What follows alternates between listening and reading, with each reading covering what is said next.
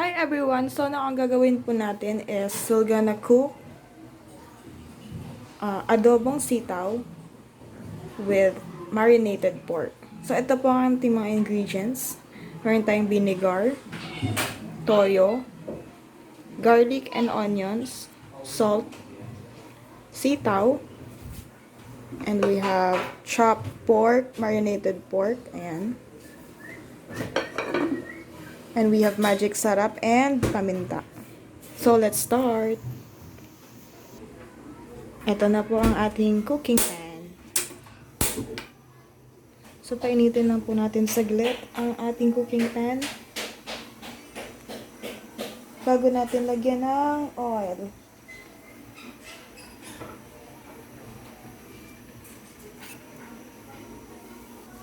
Sorry, hindi ko na isali yung oil. So, kasali po ang oil sa ating ingredients. Pinaka-importante po siya.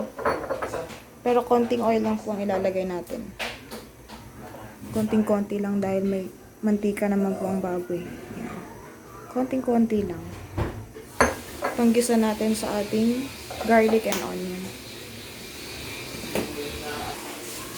So, habang pinapainit po natin ang oil, let's wait for at least 2 minutes. 1 or 2 minutes. Ayan.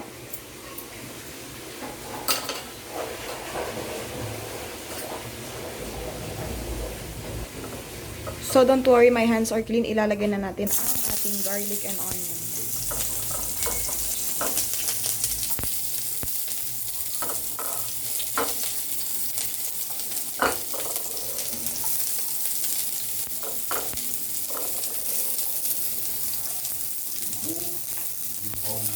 So, ayan natin siya. Next is ilalagay na natin ang ating marinated pork.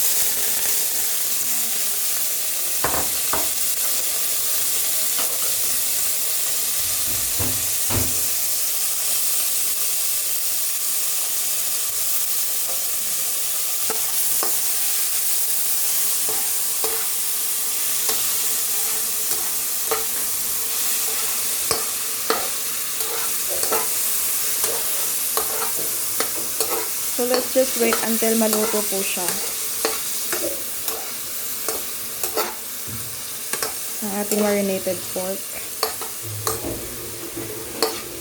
So, it's up to you guys kung madami po ilalagay nyo na pork. It depends on you. Basta wag lang masyadong madami compared sa sitaw.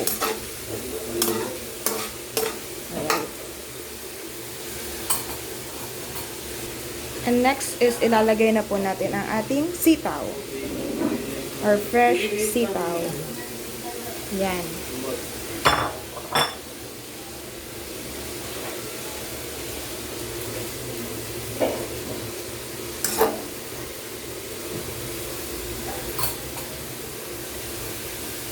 Next is ilalagay na po natin ang ating toyo.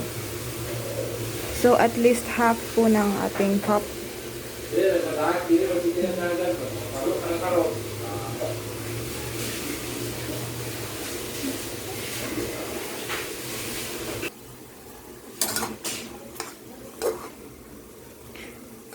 Napaka-healthy po ng ating niluluto ngayon.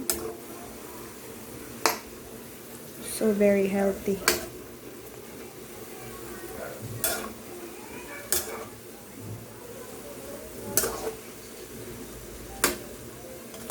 Isa po ito sa paborito kong vegetable.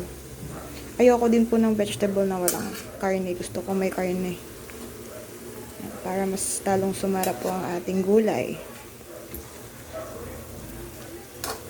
Alright. So next is pwede na nating ilagay ang ating water. So let's add at least 1 cup of water para hindi po siya masyadong maalat. Yan.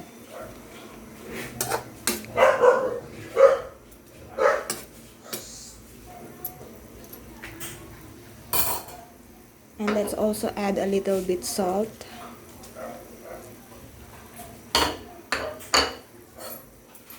Mix.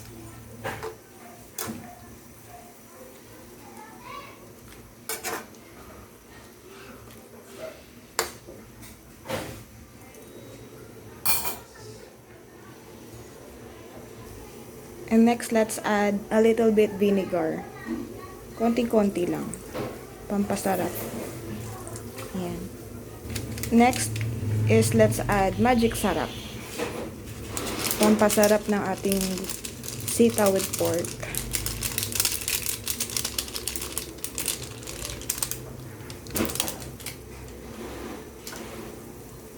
And next is paminta. Konting-konti lang na paminta ang ilalagay natin.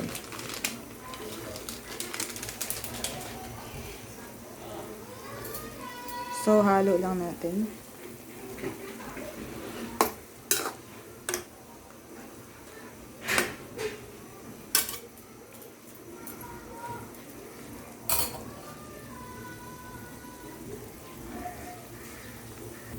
Next is takpan. Hayaan kumulo hanggang 2 to 3 minutes. Huwag po masyadong malambot ang sitaw dahil hindi na po siya masarap. So, dapat sakto lang po. So, let's wait for 2 to 3 minutes. Takpan lang natin siya.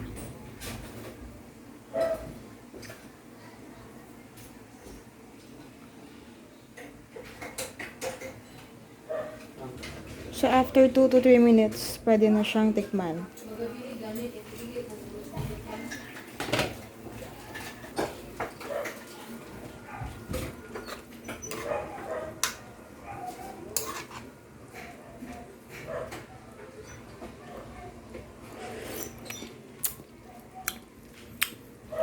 Wow, ang sarap. So, make sure na tama ang timpla, hindi masyadong maalat at hindi masyadong matabang.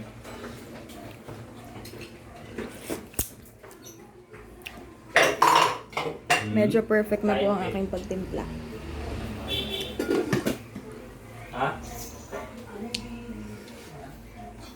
So, lakasan natin konti para medyo mabawasan ang sabaw.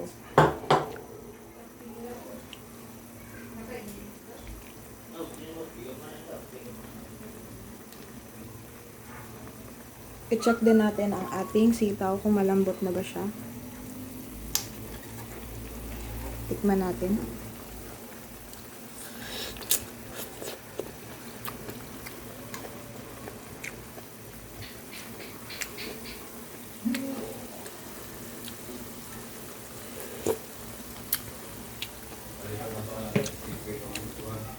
So, pwede na siya guys and it's done. It's ready to serve. So, sana may natutunan po kayo. Sa aking pagluto, napakasimple lang po. Ang pagluto ng adobong sitaw with marinated pork. Thank you so much. And don't forget to subscribe and like this video. Bye!